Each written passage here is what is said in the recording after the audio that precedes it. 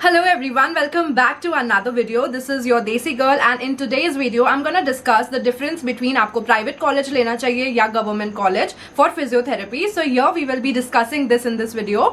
Let's quickly start with today's video. तो मैं आपको डिफरेंस बताती हूँ सबसे पहले गवर्नमेंट और एक प्राइवेट कॉलेज में क्या होता है। सो जब हम गवर्नमेंट कॉलेज की बात करें तो गवर्नमेंट कॉलेज में एंट्रेंस के लिए आप लोगों को या सीट लेने के लिए आपको चाहिए रहता है एक एग्जाम जो कि नेशनल या स्टेट वाइज हेल्ड होता है, जैसे कि सीईटी, जिसे हम कॉमन एंट्रेंस टेस्ट बोलते हैं। मैंने पहले भी अपनी वीडियोज में मेंशन करा हुआ है। फॉर एग्जाम्पल हम अगर महाराष्ट्र की बात करें तो it is called as MHTCET, that is Maharashtra common entrance test. Where as जब हम प्राइवेट कॉलेज की बात करें तो वहां पर या तो उस कॉलेज का प्राइवेटली एक एग्जाम हेल्ड होता है, जैसे कि मैं आपको लवली प्रोफेशनल यूनिवर्सिटी जो कि जलंधर में है पंजाब में, मैं उसकी बात करती हूँ, तो वहां LPU जो रहता है उसका खुद का एक एंट्रेंस टेस्ट रहता है फिजियोथेरेपी के लिए, अगर आपको एंट्रेंस के लिए देना है। बेसिक एलिजिबिलिटी तो आपको पता ही होगा, दैट इज 10+2 आपका PCB, that is 11th and 12th आपका science, that is PCB, physics chemistry bio से होना चाहिए। उसके बाद की अपन बात कर रहे हैं। तो प्राइवेट एंड गवर्नमेंट कॉलेज का सबसे बड़ा डिफरेंस ये होता है कि आप लोगों को जो एंट्रेंस टेस्ट रहते हैं वो इस तरीके के रहते हैं। एंड ऑफ कोर्स गवर्नमेंट जो नेशनली हेल्ड CET रहता है, कॉमन एंट्रेंस टेस्ट रहता है, that is a little more difficult than the private colleges. Private colleges का जो एंट्रेंस टेस्ट रहता है वो बेसिकली आप लोगों को, उनका मेन मोटिव रहता है स्कॉलरशिप, क्योंकि उनकी फीस ही इतनी ज्यादा रहती है कि उनका मेन मोटिव होता है कि अगर आप ये वाला एंट्रेंस टेस्ट जो कि उसी कॉलेज का एंट्रेंस टेस्ट है अगर वो देते हैं तो उसके जो भी मार्क्स आएंगे, जहां तक एडमिशन हो जाता है, बट उसका जो रिजल्ट आता है उसके बेसिस पे आपको स्कॉलरशिप मिलती है कि कितना % आप स्कॉलरशिप अवेल कर सकते हो। The second major difference is कि it is way more cheaper. What? Government college की एक मतलब ये इतना बड़ा डिफरेंशिएटिंग पॉइंट है ना कि आई थिंक इसको हमको सबसे पहले पॉइंट पे रखना पड़ेगा, क्योंकि जो कॉस्ट है ना it really matters. And government college जो रहता है it starts and it lies between somewhat 25 और 20,000 से लेकर कहीं भी मैक्सिमम जाता हुआ 35,000 है पर ईयर की बात कर रही हूं मैं। This is the fees of a government college and below this also nationally हम बोल सकते हैं कि गवर्नमेंट कॉलेज फिजियोथेरेपी के जो है टॉप नॉच वाले, इनकी फीस काफी कंसिडरेबली लो रहती है। प्राइवेट कॉलेज की फीस जो रहती है, I don't know if you guys know this, but private college की फीस जो रहती है ना, it is, are you ready for this? It lies anywhere, like many of my subscribers have already told me कि भाई इतनी fees हमको अभी लग रही है इस साल। From 10 lakhs to it can go anywhere between 22 to 25 lakhs plus अगर आपका एडमिशन होने में थोड़ी प्रॉब्लम आ रही है, लेट हो गया है, या फिर आपके जो है सब्जेक्ट्स में कोई प्रॉब्लम है, या फिर आपके परसेंटाइल जो रहता है 12th का कम है अगर, तो तब जब हम प्राइवेट कॉलेज में अगर महाराष्ट्र जैसी बड़ी स्टेट में या फिर हैदराबाद या फिर ऐसी जगहों पे जब हम एडमिशन लेंगे, सो इट में anywhere go between 25 lakh and उसके ऊपर डोनेशन लगभग 4 से 5 लाख का, दैट इज मैनेजमेंट कोटा में। इतना पैसा देना is like, I don't no कि वर्थ इट है या नहीं है। मुझे लगता है कि इससे बेटर है आप थोड़ा कोशिश कर लो to get in to a university that is government, या फिर आप क्या कर सकते हो कि दूसरे स्टेट में मूव कर जाओ, जिस वजह से आपको ऐसे कॉलेज में एडमिशन, डायरेक्ट एडमिशन मिल जाए जहां पर फीस जो रहती है वो भी नॉमिनल हो। सेकेंड, आपका जो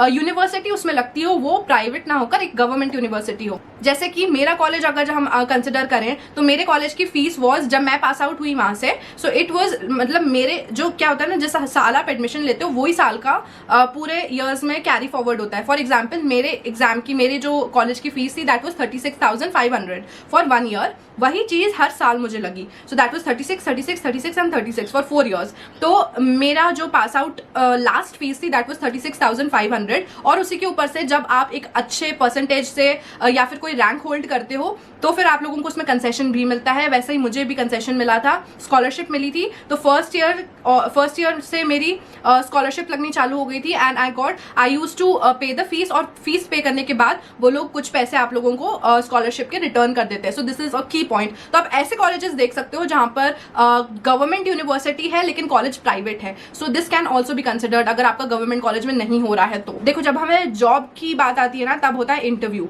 और इंटरव्यू के लिए वो लोग आपसे क्वेश्चनिंग डायरेक्टली करते हैं। तब वो आपसे 2 चीजें पूछते हैं। सबसे पहले आपका कॉलेज कौन सा था और आपकी यूनिवर्सिटी कौन सी लगी और आपको एक्सपीरियंस कितना है।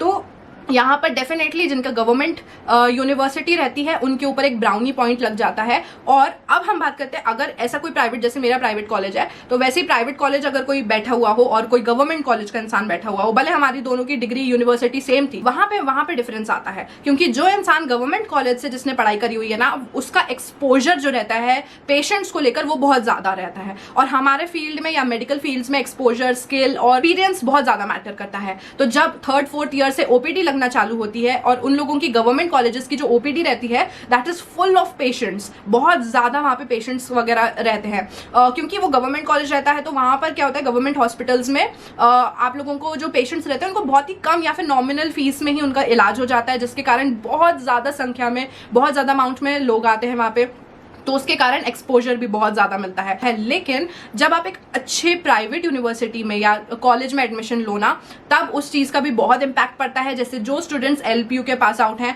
उन लोगों का नाम काफी है कि भैया लवली प्रोफेशनल यूनिवर्सिटी से पास आउट है, जो कि स्पोर्ट्स में जिसका काफी नाम है। तो वहीं अगर आप फिजियोथेरेपी जैसी जो कोर्स रहता है, अगर आप उस कॉलेज से चूज करेंगे ना, तो यहाँ पे आपके लिए भी एक ब्राउनी पॉइंट होगा, क्योंकि it is something very valuable. After all जो रहता है, प्लेसमेंट ले लो या कुछ भी ले लो, भले गवर्नमेंट कॉलेज हो प्राइवेट कॉलेज हो, आपके ही ऊपर डिपेंड करता है कि आप उस चीज को कैसे प्रेजेंट करते हैं और अपने स्किल्स को कैसे डेवलप करते हैं। So overall it's up to you कि आपको कौन से कॉलेज में जाना है। अब हम लोग 2 बहुत ही मेजर पॉइंट्स यहाँ डिस्कस करने वाले हैं। तो सबसे पहला पॉइंट ये है, देखो यूजी जो रहता है ना, अंडर ग्रेजुएशन, वो बहुत इंपॉर्टेंट चीज होती है, क्योंकि वहां पर आप अपने फिजियोथेरेपी के बेस या फिर फिजियोथेरेपी की रूट्स को फॉर्म कर रहे होते हो, है ना। तो वहां पर आपके लिए बहुत इंपॉर्टेंट है कि आप स्किल्स पे ध्यान दो और अच्छी टीचिंग आपको मिले। अब मेरी बात आप यकीन मानो, anatomy, physiology, BEM and BMM, that is mechanics and electrics, ये इतने इंपॉर्टेंट सब्जेक्ट्स है ना फिजियोथेरेपी के, कि पूरा बेस इन्हीं के ऊपर है। Anatomy, physiology, BM and BMM, that is electricals and mechanicals, ये इसी के बेसिस पे पूरी फिजियोथेरेपी खड़ी है। ये फर्स्ट ईयर के सब्जेक्ट्स होते हैं। तो जब आप एडमिशन लेते हैं और आपको अच्छे प्रोफेसर से, अच्छी टीचिंग स्टाफ से जब आपको नॉलेज मिलती है, वेरी वेरी इंपॉर्टेंट। हमने क्या होता है ना, 12th पास आउट किया होता है, हम लोग को एक बेसिक और एक पॉइंट तक की नॉलेज होती है, बट इसके आगे अब इट्स वेरी वाइड। हम लोगों को वही किताबें पढ़नी रहती हैं जो एक एमबीबीएस एंड बीडीएस को पढ़नी रहती है। बीडीएस का सिर्फ हेड से रिलेटेड उन लोगों को पढ़नी पड़ती है, बट हमको एमबीबीएस के जितना एनाटॉमी और फिजियोलॉजी पढ़नी पड़ती है। So that is like very very टेढ़ी खीर है, मैं बोल सकती हूँ इसको, क्योंकि it is not every one's cup of T.